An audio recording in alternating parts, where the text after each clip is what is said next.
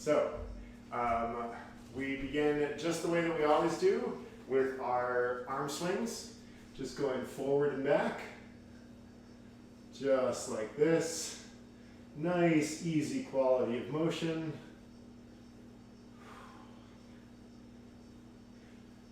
The best part about false starting my class is that I forgot to start my stopwatch last time, and this time I started it right on time.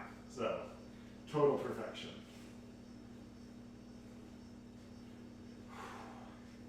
Just nice, easy, forward and back.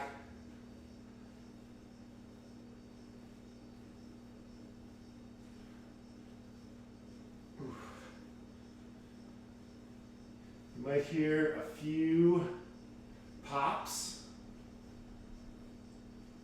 That's okay, as long as they're not big or violent pops.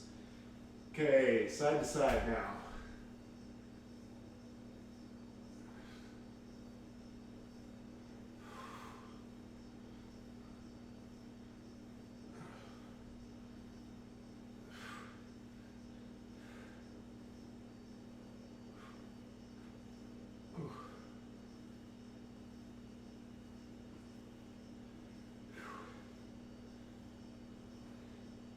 If you can't hinge fully at the waist, you don't need to. You're just trying to get some, you can even do this straight up and down, just kind of swinging from side to side. So if you have like some lower back restrictions or anything like that, just go ahead and stand all the way up. That works also. Whew. All right, starting to get warm. Okay, on to our shoulder rolls. So we were doing shoulder rolls. You really want to initiate from the scapula back here. This isn't just about shoulders moving around. We really want to drive the motion from here. So slide the scapula up. Your ears will head towards your shoulders. Pull the scapula back so you're pinching a pencil between them. Slide the scapula down your back. Roll forward, up, back, down, forward, up, back, down, forward, up, back. Pause here. Now we'll reverse it. So push the scapula away from each other so your shoulders round forward. Slide them down your back. Pull the shoulder blades together. Up, forward, down, back, up, forward, down, back, up, forward, down, back. Okay. On to our YTWLs. Remember this for later in the class. We're going to return to these. Just a little hint. So, arms up in just like the Y from the Village People YMCA, just like this. T out to the side, W like this, arms at an L down to our side here. Okay, we're going to roll through these a little faster this week, and if this seems a little too easy for you, just squeeze the muscles of your scapula and your shoulders, and I promise you it'll get a lot harder. Y, T, W, L. Y, T, W, L. Three more. Y, T, W, L. Remember that we're in the plane of our body here.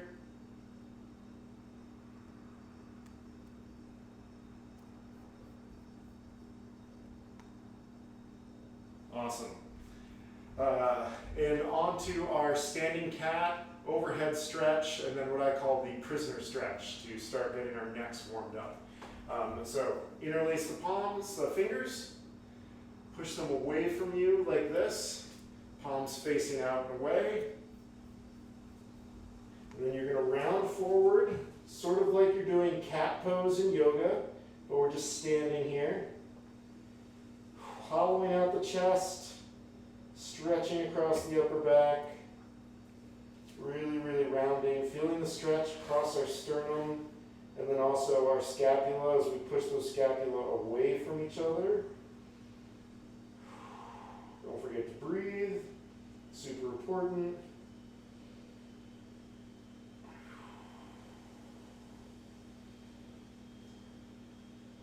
Bring it up over your head, stretching away.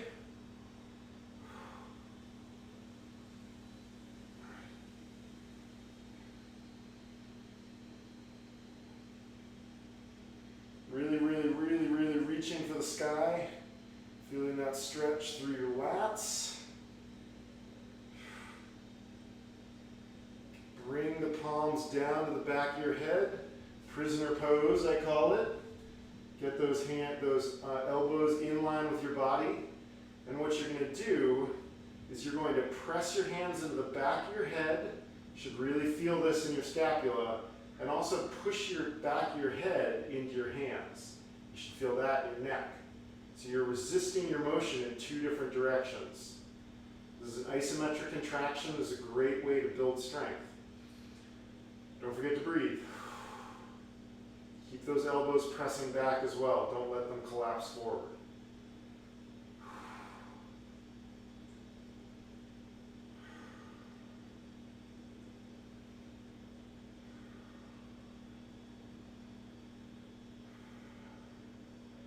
And then you're going to stop resisting with your neck. Let the arms win. And you're going to pull your head forward, really allowing that neck to stretch by just pulling that bowling ball of your head down towards the floor, getting maximum length of that tissue in the back of the neck.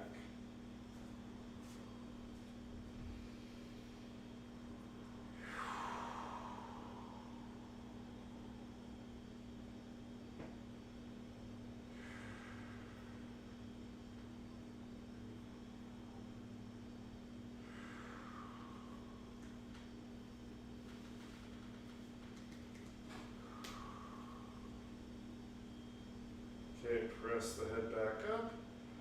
And we're going to continue with the neck. Take that left hand, shoot it down your thigh, but don't come down here like a tin soldier. Push that hand down the thigh. And then you're going to push the right ear towards the right shoulder. So left hand is shooting down the thigh. Right ear is going towards the right shoulder. Should feel a real stretch in the left side of that neck. And then go ahead, you can grab the left side of the head and gently, you're going to pull the left side of the head down towards the floor. Be really careful with this part. If there's any pain, don't do this. Don't do the pulling part. Just stay in the static part.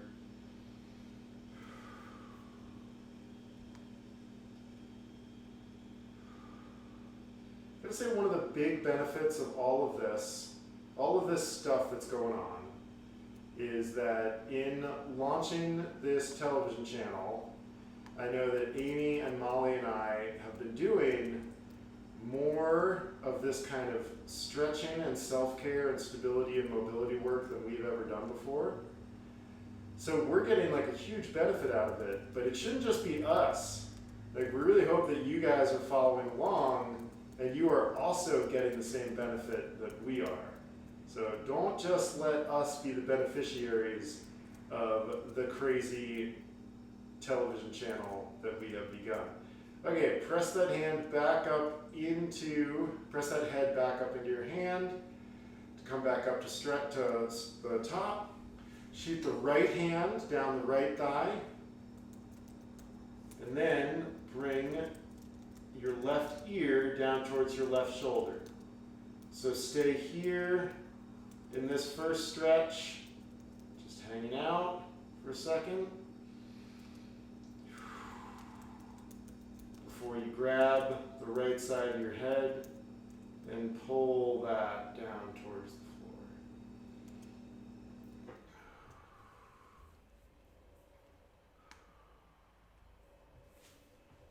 floor. I like this one. I like this one because this one, I can really tell that I've got some real neck tension. And by working on this at least 2 times a week, it seems like it's gotten better. This is really nice. Okay, press the hand into the head, so a little bit of resistance to finish it off. Whew. And come on down to the floor, do some ankle mobility. Kirby, if you're here, this is number 2 of some ankle mobility work today. Oh man, my quads and hamstrings are quite tight and sore from chasing my fast wife around Sauvie Island yesterday. I am feeling it, especially just in this position. So first, just come to this kneeling, sitting on your heels.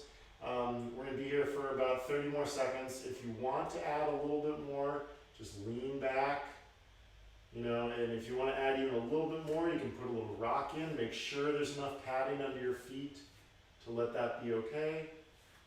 You may feel this in your quads too. If you had an intense Sunday,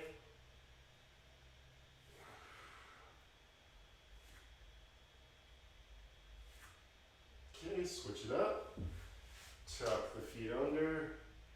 Working on our ankle mobility and our toe mobility here. Important for running, important for staying cramp-free in the pool. Tightness, fatigue, and weakness are actually the biggest causes of cramping, even though every nutritional company out there would have you think it's hydration.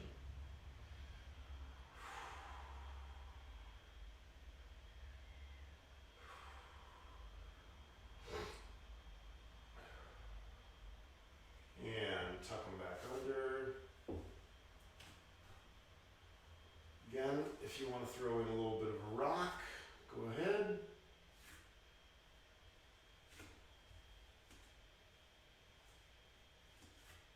I don't think I have enough padding underneath mine, so I'm just going to lean back. And put your arms up if you want to. A little bit more difficult. 5 more seconds in this position. And tuck the toes under. Whew.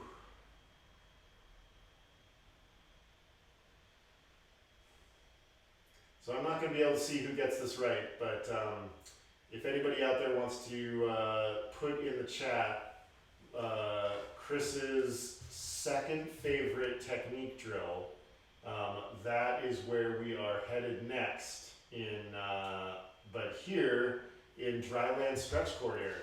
So we're done with the first part of our class, just the basic mobility work. We're going to come to our stretch cords, and we've been doing a lot of kind of intense stretch cord work recently.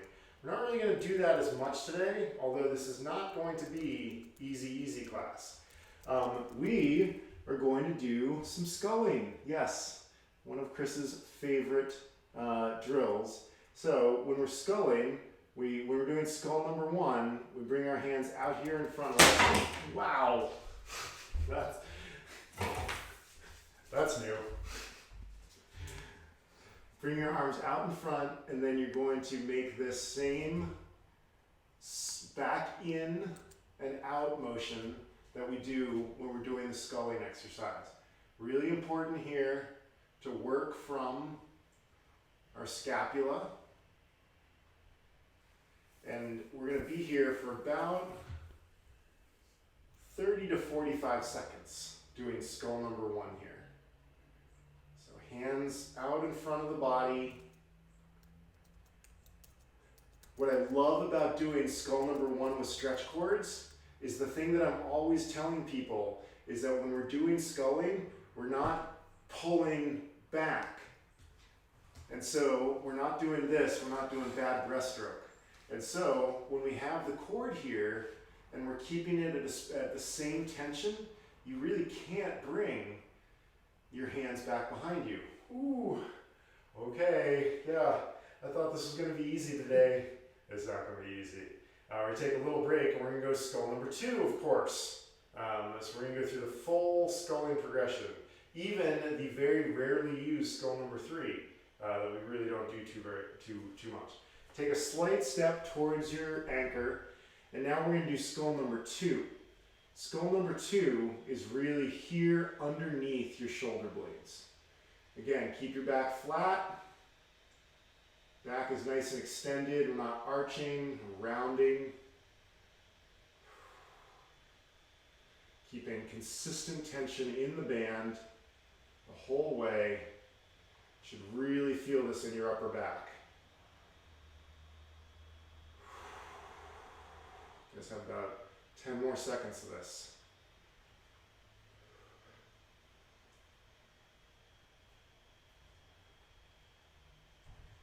And relax. Oh man. Whew. It's gonna be a good one. A few more seconds of resting. Take another step towards your bands. And now we're gonna do skull number 3, which is basically a series of extensions. So we're basically hinging from the elbow. I'm just demonstrating on one side. You don't need to go to full extension, just going almost the way there. And now we're gonna alternate. So hinge from the elbow.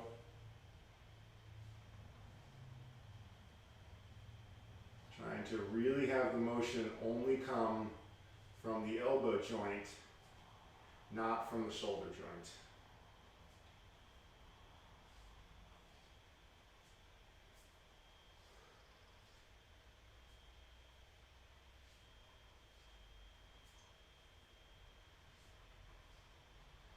About 15 more seconds here.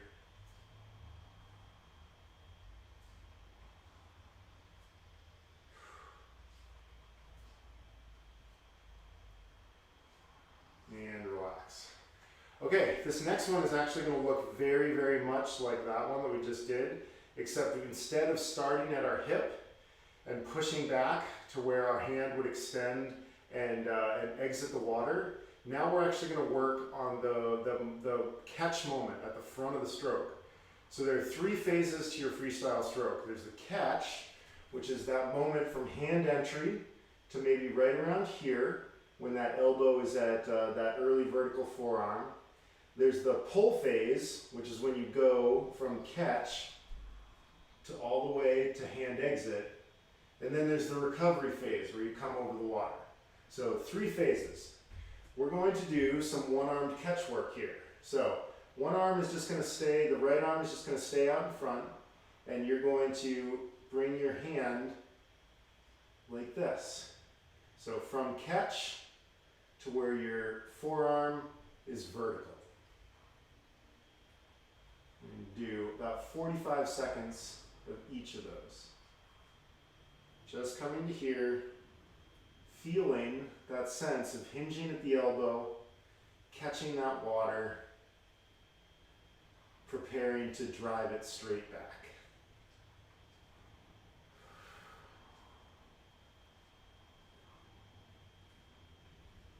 My scapula are on fire. I hope yours are too. If they're not, take another step away from the band, from the ankle point. Okay, switching to the other side. One of these is going to be a lot easier than the other. For me, that's very much my right arm. It's my dominant side, it's my stronger side. It means I really need to focus on that left side.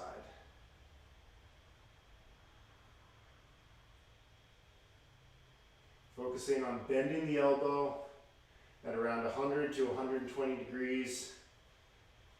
Throw in chat who we're trying to emulate when we're at that 100 to 120 degrees amount of elbow flexion.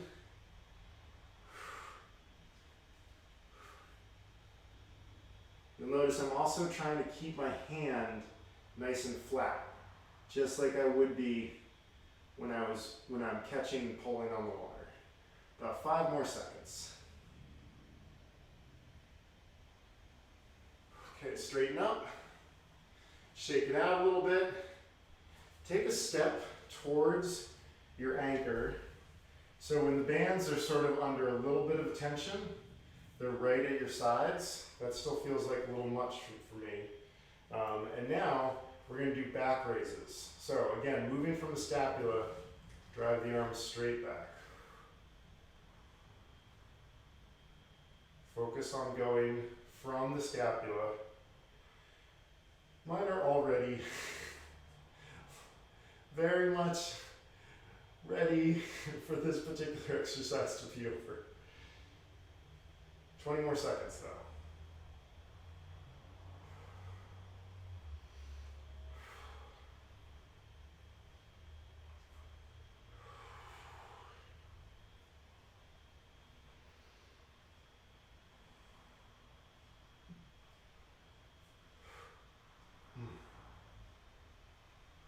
Now let's keep going another 10. Really try to drive from the shoulder blades. Don't do what I just did where you sort of hinge a little bit. It's cheating. And relax. Oh boy. Okay. Remember when I said we were going to come back to YTWL. That is what we're going to do now, except we are going to do it with our stretch cords. So the bands are anchored down below you, and what we're going to do is we're going to do 15 W's. So driving up to this position, keeping good posture, not arching the back. 3, 4, 5, don't forget to breathe. 6, 7, 8, 9, 10, 11, 12, 13, 14, 15. Okay, take a little break. Oh my God, thought this was going to be easy. Not easy. Tomorrow night, you're going to get easy. Molly and I are going to talk to you about how to set up and execute a recovery week. Because this week on the Sufferfest, we are going to do 2 of their easier sessions to give you guys kind of a break. And to give your instructors a bit of a break, who are starting to get tired of once a week, all out, absolutely hard cycling classes. Okay, remember when I said that we're going to do all of YTWL again, except harder? We did Y, now we're going to do T. So instead of up above, you're going to drive out to a T. 1, 2. This is a lot like the arm pull aparts 4 that we do in the morning. Drive from those shoulder blades.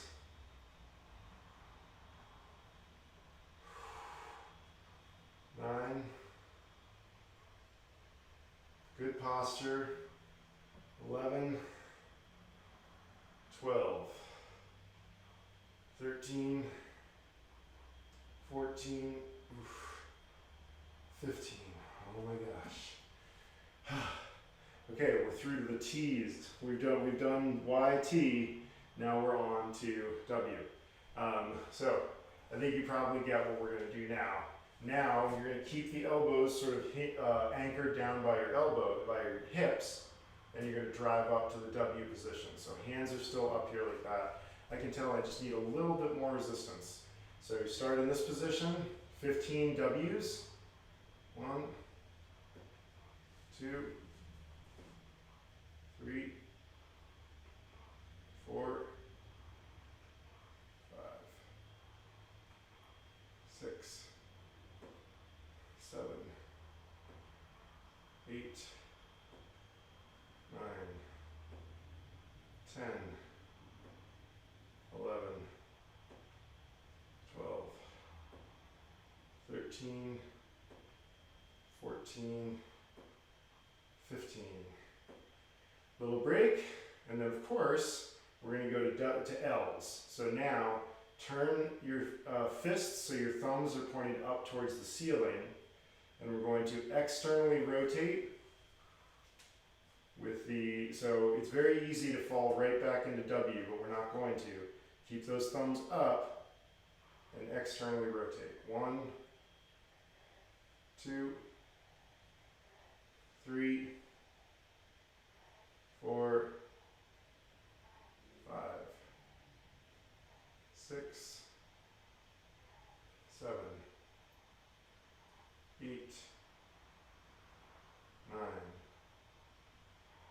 10, 11, 12, 13, 14, 15. Okay, believe it or not, if you were going to do this set for reals, you would do twice more all of that YTWL with the cables for 3 sets of 15 each time. I think this is probably quite enough introduction at this point. I know we started a little late, so we're going to finish with just a little light, real light. I want you as close to the anchor point as we've been before, of just some double arms, real light resistance double arms, just kind of flushing everything out.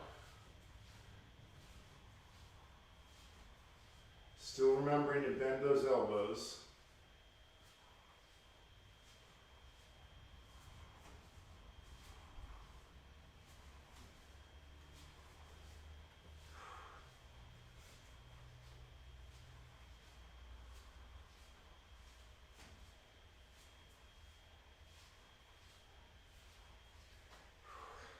Relax.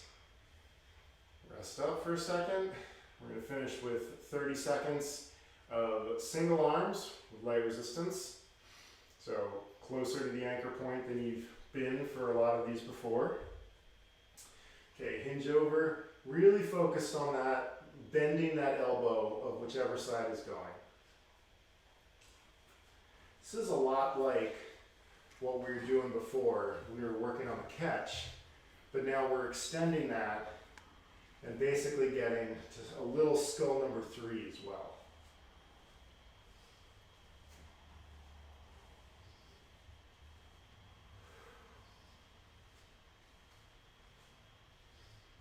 Now 10 more seconds, guys. Light resistance, single arm work. Okay, go ahead, let those things drop. Do a little of those dynamic shoulder touches to loosen up the triceps, loosen up the shoulder blades.